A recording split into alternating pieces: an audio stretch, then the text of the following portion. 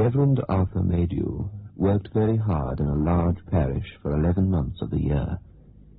He was also a student and a man of no strong physique, so that when an opportunity was presented to him to take a holiday by exchanging his parsonage in a sprawling, dark, industrial town with the country living of another clergyman in the sunlit south, he was very glad to avail himself of it. Arthur Maydew had 2 daughters, the heroines of this story set in an English county shortly after the First World War. Both these girls rejoiced at the prospect of a period of quiet and rest in the pleasant country neighborhood of Overbury. But their dreams were shattered. From the gentle green acres, the Maydew sisters passed into the dark regions of terror that lie beyond midnight.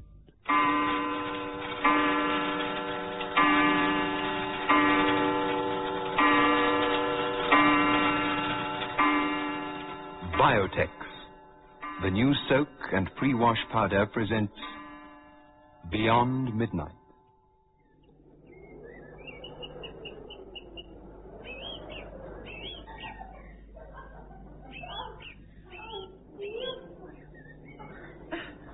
Quite lovely. Oh, Maggie, we shall persuade old Mr. Roberts to exchange Overbury for Father's parish permanently. Oh, as if he would.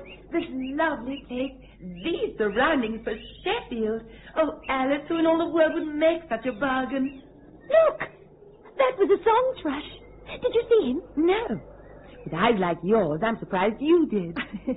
Well, I will not wear spectacles. And if it contents me to say I saw a song thrush, then a song thrush I saw. Oh. Do you think Father is contented here, Maggie? Of course. He has Mr. Roberts' library. What could content him more? Books, books, and more books. 100,000 books. Oh, how green it is up here. That's Brickett Bottom down there. The glen. How long do you think it is? 1 mile. Oh, 3/4, perhaps. You must ask Smith. He knows all the county's history. Oh, I would not dream of asking Smith anything. He's quite stupid. Look, you see, that's the road which leads to Blazes Farm. Oh, I wish there were a few friendly neighbours, that's all. Then it would be paradise here.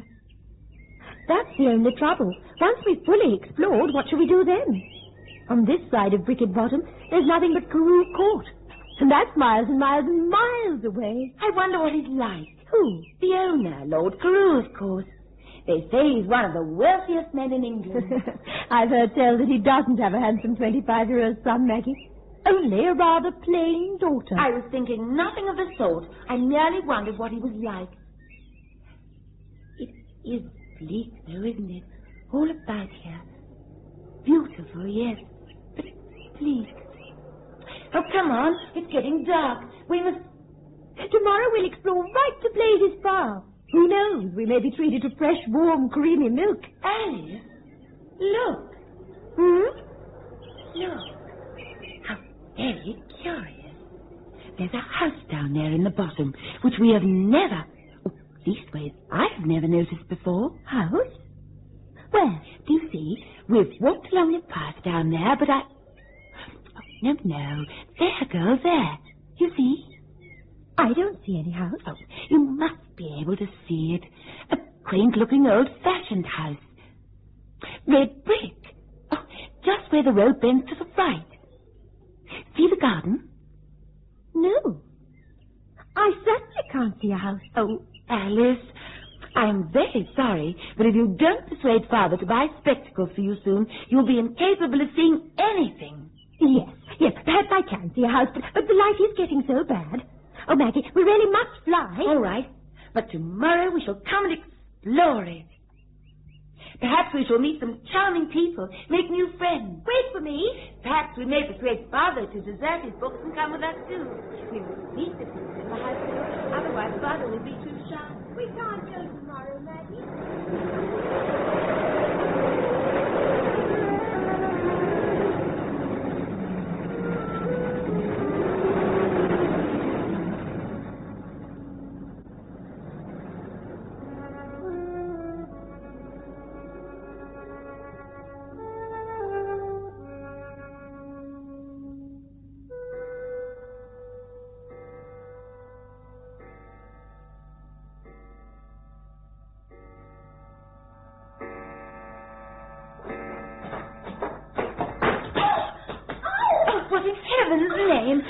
Alice! Oh, my ankle. Oh, Maggie, help me. Why did you come down the stairs like an elephant? It's your own fault. Oh, you told me to hurry. Here, don't stand. Sit down, rest it. Well, I wanted to go to the house. Father's forgotten all about visiting Overbury. We can go this morning. Oh, it's swelling. Oh, look. Oh, Maggie, it's so painful. Oh. I shan't leave the house this morning, that's evident. If you wish to explore, you must go alone. Maggie. Yes, Father. If we don't go now, we'll never get away. He's sure to want to go to Overbury. Oh, good. I cannot stand. Oh, go alone and tell me about it when you come back. If there is a house in Brickett Bottom. I swear I saw nothing. I shall see you soon. If they are pleasant people and we are invited to tea and your ankle still pains you tomorrow, we shall take the tap over. Maggie, you are so forward. Maggie, are you there? Now, don't try to walk. Preserve your ankle at all costs. I shall not be late. Tell Father I am just walking. He will be cross if he thinks I have gone to the house without him.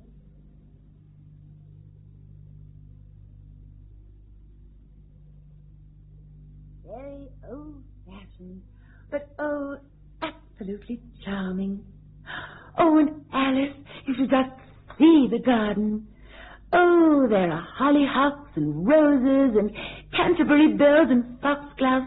It is absolutely lovely. A darling little house. It's set close to the woods, just where the lane turns off to Blazer's farm. Oh, and Alice, I saw the people too. An old lady and gentleman. The gentleman was sitting on the porch. I couldn't see him clearly, but the lady was in the garden tying up her flowers or weeding or something or the other. Oh, she looked up and smiled as I went by. Oh, Alice, I'm sure they are nice people. It would be awfully pleasant to make their acquaintance. And we shall, too. I shall make their acquaintance if it is the last thing I do.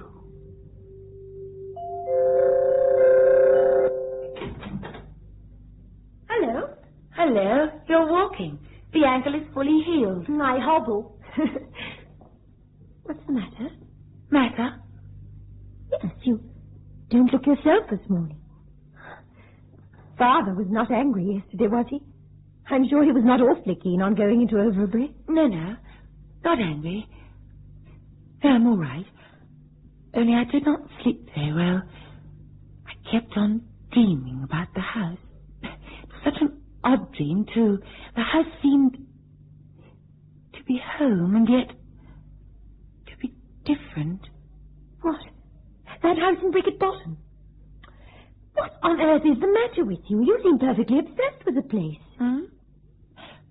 Well, it is curious, isn't it? I mean that we should only just have discovered it, and it looks to be lived in by nice people. I do wish we could get to know them.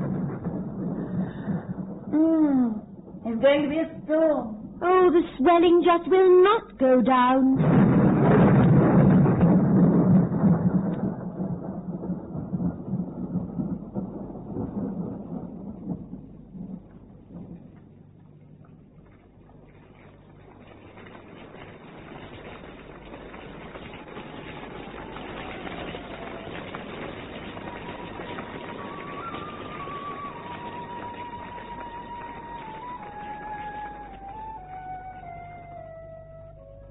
Alice, I went to the house. House? Oh, the house in Brickett Bottom. Well, I saw the old lady, and she's absolutely a darling. I believe she simply lives in that garden. Mind you, it's absolutely enchanting.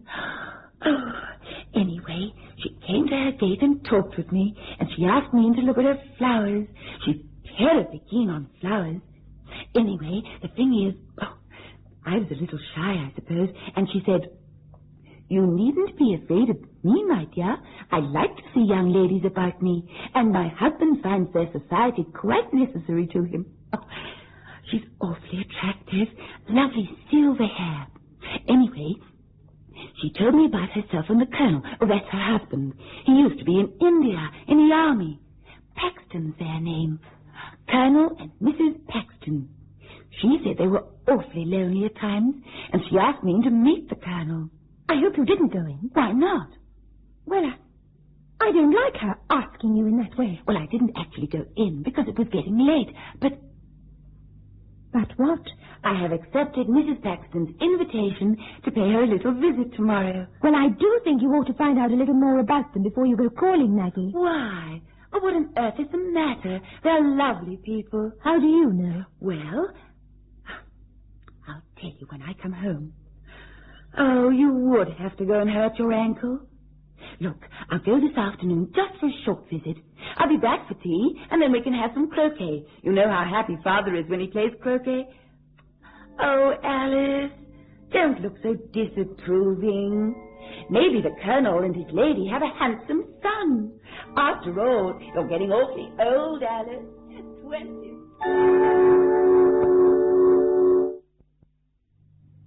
Where is Maggie? Father? Where is Maggie? Out for a walk. And she's gone to pay a call on some neighbours whom she has recently discovered. Neighbours? What neighbours? Mr. Roberts never spoke of any neighbours to me. Well, I don't know much about them. Maggie and I were out walking the other day, the day before I hurt my ankle, and we saw, at least she saw, a house in Brickett Bottom. Honestly, Father, I am so blind I What can't... house? It belongs to Colonel and Mrs. Paxton, in Brickett Bottom, a little red brick house. Maggie has made the acquaintance of the Paxtons. Perfectly all right. He's a retired Indian Army officer.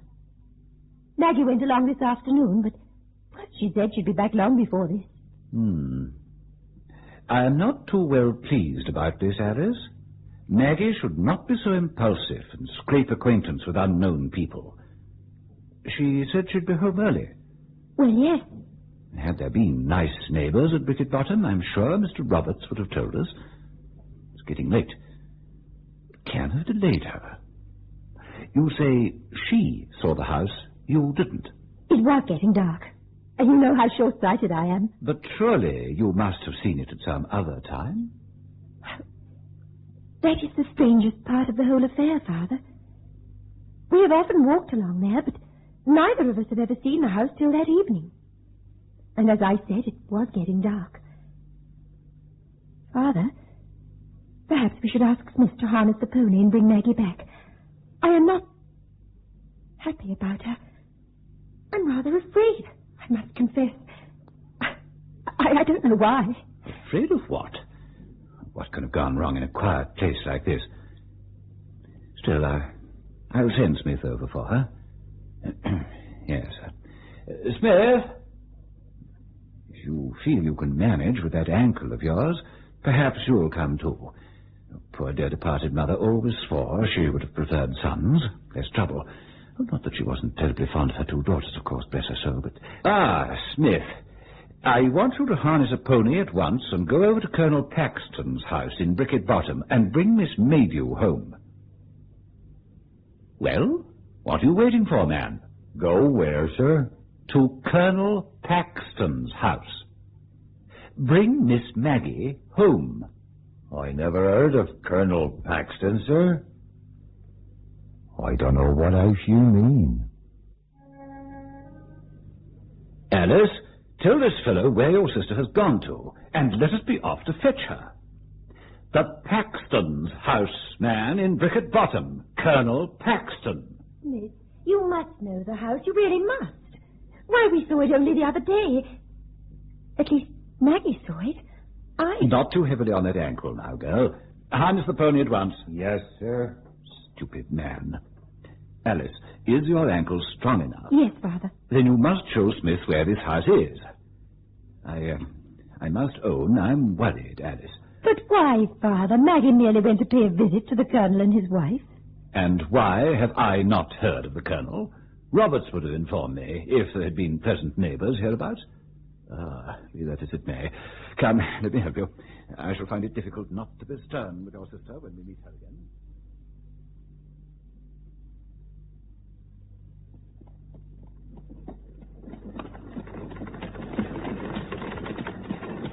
The place depresses me, Alice, that I must own. It depresses me. The country all around is beautiful, but I am not fond of this part.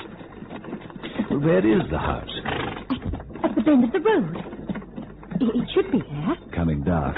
Yet you remember no house, Smith. How long have you worked hereabouts? Nigh on 25 years, sir. I shall be fierce with her, I promise you. Here we are. Smith, it's here. Just...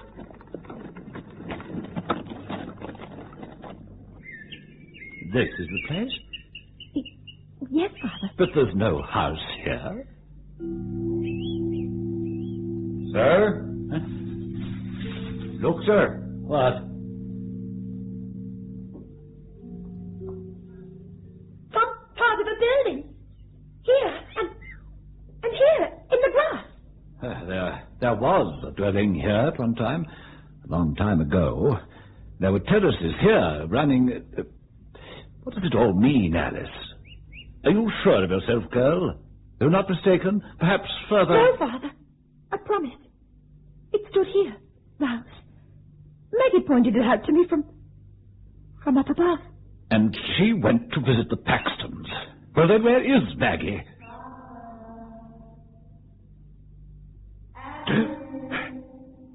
Listen. Smith, Maggie, where are you? that was Maggie's voice. Father! She's near and in some trouble. Where did it come from, Smith? I didn't hear anybody calling, sir.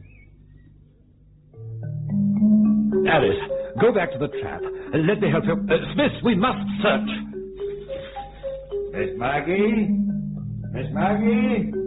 Where are you?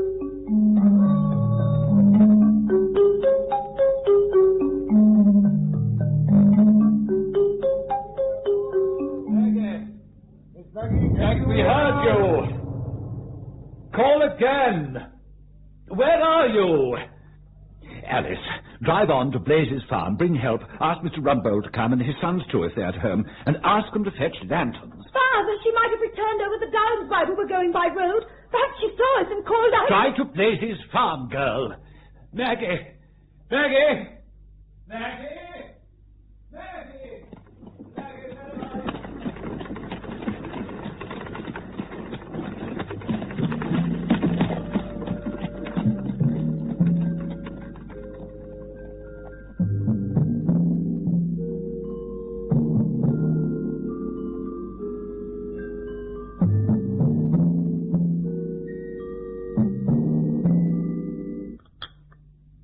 May I offer you more tea, Mr. Roberts?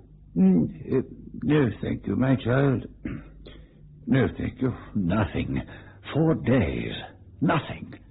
What can have happened to her, Roberts? The police have questioned the old woman. She saw her on the path to Brickett Bottom, but no one else has seen her since. The old woman said... What was it, Father? She described Maggie as smiling, but looking queer-like. The house. There is no house. And yet... Have you ever heard any local gossip concerning this Colonel and Mrs. Paxton? No. I never heard mention of their names until... I think the cup needs more hot water, Father. Well, I'll tell you all I can about them, which is not very much, I fear. I am now nearly 75 years old, and for nearly 70 years no house has stood in Brickett Bottom. But when I was a very young child, there was an old-fashioned red brick house standing in a garden at the bend of the road, such as you have described. It was owned and lived in by a retired Indian soldier and his wife, a Colonel and Mrs. Paxton. At the time I speak of, certain events having taken place at the house, and the old couple having died, it was sold by their heirs to Lord Carew, who shortly after put it down on the ground that it interfered with his shooting. The Paxtons were well known to my father, who was the clergyman here before me, and to the neighborhood in general. They lived quietly and were not unpopular, but the Colonel was supposed to possess a violent and vindictive temper. Their family consisted only of themselves and their daughter, the Colonel's old army servant and his Eurasian wife. Well, I cannot tell you the details of what happened. I was only a child. My father never liked gossip, and in later years, when he talked to me on the subject, he always avoided any appearance of exaggeration or sensationalism. However, it is known that Miss Paxton fell in love and became engaged to a young man to whom her parents took a strong dislike. They used every possible means to break off the match, and many rumors were set on foot as to their conduct. Undue influence, even cruelty, were charged against them. I do not know the truth. All I can say is that Miss Paxton died, and a very bitter feeling against her parents sprang up. Yes, but Roberts, I pray you, what? Please let me continue. I know how shocked you are. This story, well, it may shed some light. My father never saw Paxton after his daughter's death, and only saw Mrs. Paxton once or twice.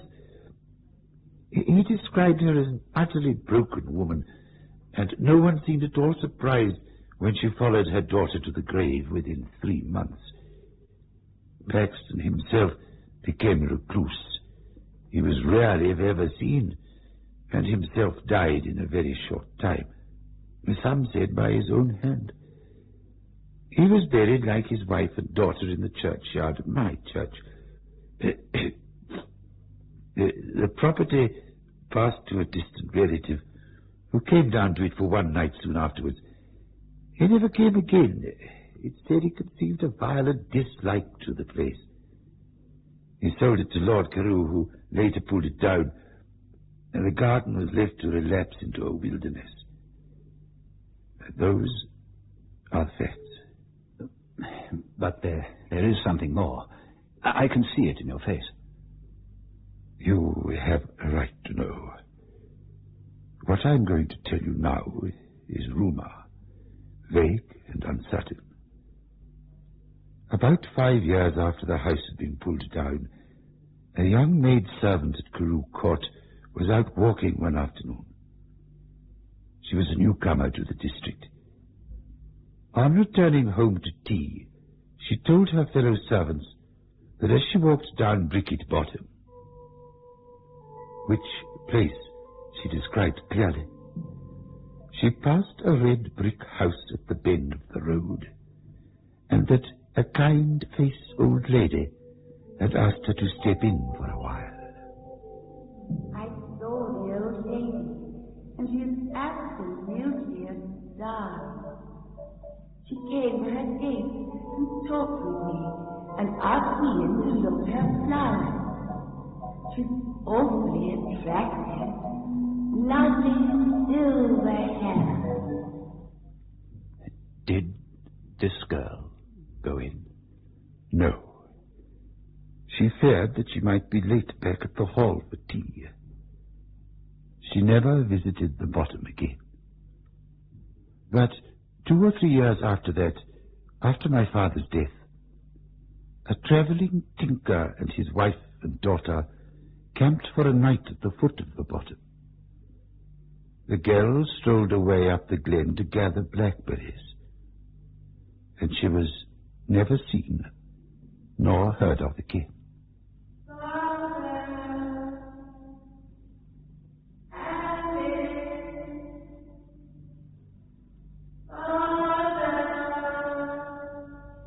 Of course, one does not know the truth, and she may have run away voluntarily from her parents, although there was no known cause for her doing that. That is all I can tell you of either facts or rumors. All that I can do now is to pray for you and for her. Beyond Midnight is presented every Friday night at 9:30 by Biotex, the new soak and pre-wash powder. The program is adapted for broadcasting and produced by Michael McCabe.